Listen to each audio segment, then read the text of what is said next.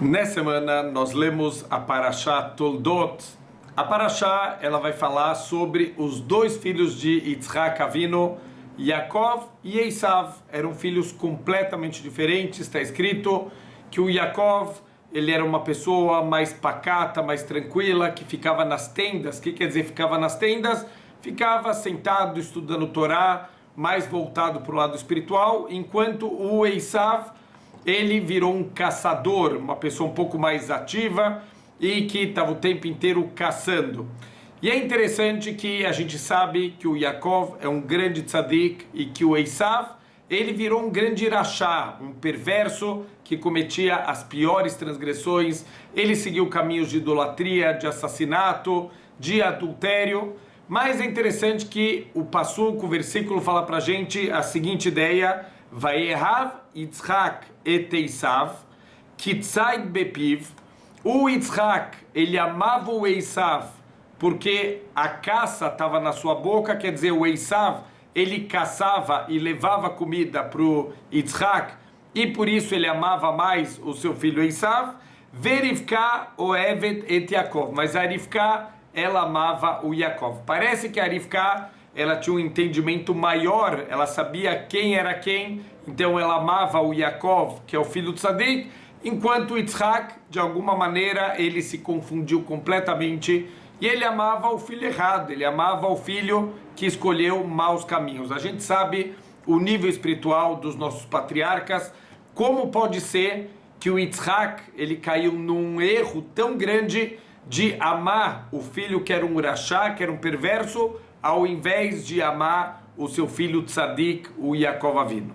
Então, primeiro ponto que tem que esclarecer, esse versículo aqui não está falando que o Yitzhak não amava o Yaakov. Obviamente que ele também amava o Yaakov, mas ele dava preferência para o Esav. Ele tinha um amor maior por Esav do que ele tinha por Yaakov. Então vamos tentar entender qual que foi o erro de julgamento do Yitzhak, um gigante espiritual, para ter chegado nas conclusões completamente equivocadas.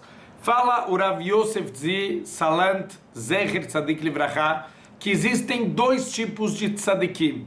Tem um tzadik que ele já nasceu com as suas midot, seus traços de caráter muito mais refinados. Quer dizer, o tzadik, ele não precisou se esforçar muito, ele já nasceu com aptidões para fazer o bem, para ajudar os outros, para fazer o que é correto. E tem um segundo tipo de tzadik, que nasceu com midot ruins, traços de caráter negativos, mas ele conseguiu vencer, ele conseguiu dominar os seus traços de caráter negativos e canalizar, transformar isso em traços de caráter positivos. Então, o Yitzhak, qual foi o erro do julgamento dele? Ele falou: eu tenho Baruch Hashem, dois filhos que são tzadikim. Eu tenho Yaakov, que é o tzadik do primeiro tipo, já nasceu com boas inclinações, com bons traços de caráter. E eu tenho Esav, que é melhor ainda, porque ele nasceu com traços de caráter negativos. Está escrito que ele nasceu vermelho, e o Talmud fala que uma pessoa que é ruiva, um ruivo parecendo fogo, ele tem um lado mais sanguinário. Então, olha o que o Yitzhak pensou: o meu filho Esav, ele nasceu com esse lado sanguinário, ele conseguiu se controlar, porque uma pessoa que nasce com essa característica, ele vai querer ver sangue na vida dele. Ele pode ser um assassino, Deus nos livre, ou ele pode ser um moel, ele vai trabalhar com Brit Milá, ou ele pode ser um médico, ele vai salvar vidas, ele pode canalizar. Ele tem esse lado, esse gosto pelo sangue. Ele pode ser um chorrete, ele vai trabalhar com abate kasher de animais para ajudar pessoas. Ele pode fazer muita coisa positiva com esse traço de caráter de ser sanguinário. Então, o que o Yitzhak ele pensava? Que o Esav conseguiu dominar suas más inclinações. Olha, ele escolheu ser um caçador, ele canalizou esse lado sanguinário dele para caçar animais. O tempo inteiro ele levava esses animais que ele caçava para o Yitzhak comer. Isso que está escrito, que ele amava o seu filho pela caça que estava na sua boca, significa ele entendeu, ele achou que o Esav tinha canalizado o seu lado ruim para um lado positivo, para um lado bom, e por isso ele amava o Esav ainda mais do que ele amava o seu outro filho Yaakov, porque com certeza aquele que nasceu com o lado negativo e conseguiu vencer, ele é muito maior do que aquele que já nasceu com o seu lado completamente positivo e só teve que manter o seu lado bom. Só que era justamente o contrário. O que o Yitzhak não entendeu é que não foi que o Esav dominou as suas más inclinações, ao contrário. As más inclinações que dominaram completamente o Esav. Ele tem um potencial gigantesco, mas ele destrói o potencial indo atrás dos prazeres do corpo. Então não só ele caçava animais, ele também caçava pessoas, ele enganava, ele matava, ele cometia adultério, as piores transgressões. Ele deixou o corpo dele levar, as vontades dele dominavam o intelectual dele e ele fazia sempre o que era errado. O Yitzhak, ele tem uma característica, a verdade é que cada um dos patriarcas tem uma característica na qual ele se sobressaiu e com a qual ele se conectou de uma maneira única e especial com o Criador do mundo. Abraham foi através do Chesed, da bondade. O Yaakov foi através da Emet, a verdade, enquanto Yitzhak foi através da Gvurá. A Gvurá vem da palavra Gibor, quer dizer, Gibor é uma pessoa forte, uma pessoa poderosa, uma pessoa valente. Peraí, aonde está a Gvurá do Yitzhak Avinu? Então a gente poderia pensar que o Yitzhak era um homem de guerras, um homem de conquistas. Se ele tem a Gvurá, ele consegue conquistar tudo e todos, mas se a gente olha para a vida do Yitzhak, ele não fez nenhuma guerra, ele não lutou com ninguém, ele não era o líder aqui de nenhuma equipe aqui de soldados que faziam grandes vitórias, que iam para grandes batalhas, nada disso. A gente vê que o Yitzhak é uma pessoa pacata, tem na verdade poucos detalhes na Torá da vida do Yitzhak e entre os detalhes nenhuma guerra. Abraham fez guerras, mas Yitzhak não está escrito que ele fez nenhuma guerra. O Yaakov, ele ia guerrear contra o seu irmão Esav, mas de novo, o Yitzhak justamente é o único que não está escrito nenhum tipo de guerra, nenhum tipo de batalha que ele teve durante a vida inteira. Então o que quer dizer? Que ele dominou esse traço de caráter da Gvurá.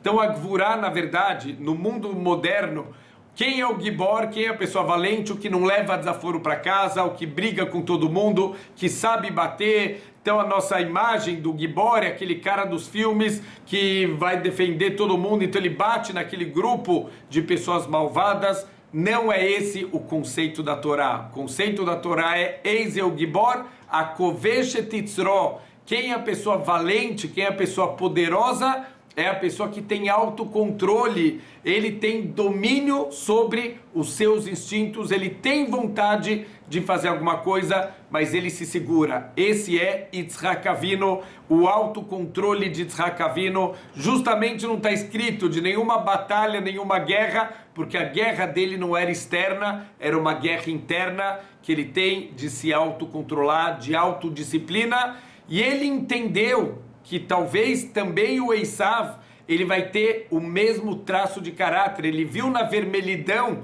do Esav que ele também tem essa gvurá, só que ele vê que o filho quer caçar para trazer para o pai, para fazer a mitzvah de kibud avem, de honrar os pais. Ele acha que na verdade o filho conseguiu vencer também o seu Yetzer Hará, sua má inclinação, e ele tem o autocontrole e a autodisciplina. Infelizmente ele não sabia que ao contrário, o Esav se deixou dominar pelas suas inclinações, se deixou dominar pelos seus desejos, ele virou escravo das suas vontades. Então ele não tinha esse traço da gvurá, do autocontrole, do poder sobre si mesmo. Ele exerceu, o Esav, o poder sobre os outros, ele caçava porque ele quer dominar grandes animais, ele caçava pessoas, ele caçava mulheres que eram casadas para mostrar que ele pode dominar, ele pode conquistar. Ele usava a gvurá dele para coisas particulares, para coisas egoístas e não em prol do mundo. É por isso que ele não foi um patriarca, ele não usou esse lado positivo dele para coisas boas, esse traço de caráter que pode ser usado para o positivo, ele usou da forma mais negativa que um ser humano pode usar. A gente está numa fase do mundo que a gente vê quantas pessoas são o gibor, daquele que não quer levar desaforo para casa, que ele vai resolver tudo no grito, nas brigas, e a gente vê nessa época de escuridão como brilha a luz da Torá. Olha só que texto interessante para a gente refletir um pouquinho o que está virando o mundo hoje em dia. O paradoxo do nosso tempo é que temos edifícios mais altos e pavios mais curtos. Temos estradas mais largas, só que pontos de vista cada vez mais estreitos. A gente gasta mais e cada vez a gente tem menos, a gente compra mais e aproveita menos, a gente tem casas maiores e famílias cada vez menores, a gente tem mais graus acadêmicos, só que cada vez menos bom senso, a gente tem mais conhecimento, só que a gente tem menos poder de julgamento, a gente tem mais medicina, só que tem menos saúde, cada vez mais doenças pelo nosso descontrole, a gente multiplica nossas posses, mas a gente reduz os nossos valores verdadeiros, a gente adiciona anos de extensão à nossa vida, mas a gente não adiciona vida na extensão dos nossos anos. A gente já foi para a Lua procurar vida, mas a gente não consegue enxergar a vida que tem aqui na Terra. A gente consegue enxergar outras galáxias, mas a gente não consegue enxergar o mendigo que está dormindo na rua, que a gente caminha todos os dias. A gente conquista o espaço exterior, mas não consegue conquistar o nosso espaço interior. A gente se preocupa com a limpeza do ar, mas a gente não se importa com a poluição da nossa alma. A gente quebra o átomo, mas a gente não quebra os nossos preconceitos. A gente tem cada vez mais rendimentos e cada vez menos valores morais. A gente tem pessoas cada vez mais altas, só que com caráter cada vez mais baixo. A gente almeja a paz mundial, mas a gente não consegue manter a paz nem dentro dos nossos lares. A gente tem mais variedade de comida, mas a gente tem menos nutrição. A gente tem residências mais bonitas, só que lares cada vez mais quebrados. É um tempo que as fraldas e a moralidade, elas são descartáveis. Um tempo que a gente tem muito na vitrine e pouco no estoque. Um tempo que a gente sabe de cor o objetivo da nossa empresa, mas a gente não sabe o objetivo da vida. E tudo isso ocorre pois na ânsia de controlar o mundo, a gente acaba esquecendo de se controlar a si mesmo. Então a gente está em tempos difíceis e é justamente nesse momento que a gente vê o brilho da Torá. Baruch Hashem, a Torá ensina pra gente a conquista verdadeira, o poder verdadeiro. Não é você ser o chefe de milhares de pessoas e você ser o dono e você ser uma pessoa importante. A conquista verdadeira, o poder verdadeiro é a conquista da nossa má inclinação, da pessoa conseguir ter a autodisciplina, ter o autocontrole. Isso é a característica que Deus ele espera da gente. Isso levou o nosso patriarca Yitzhak a errar o julgamento. Ele entendeu que o Esav ele tem autocontrole, ele tem autodisciplina. Mal sabia Yitzhak, infelizmente, que o Esav era completamente controlado pelas suas vontades e os seus desejos. Que a gente possa desenvolver o nosso poder verdadeiro, a nossa força verdadeira, que é a nossa força interna, e não ficar investindo na nossa força externa. Shabbat Shalom.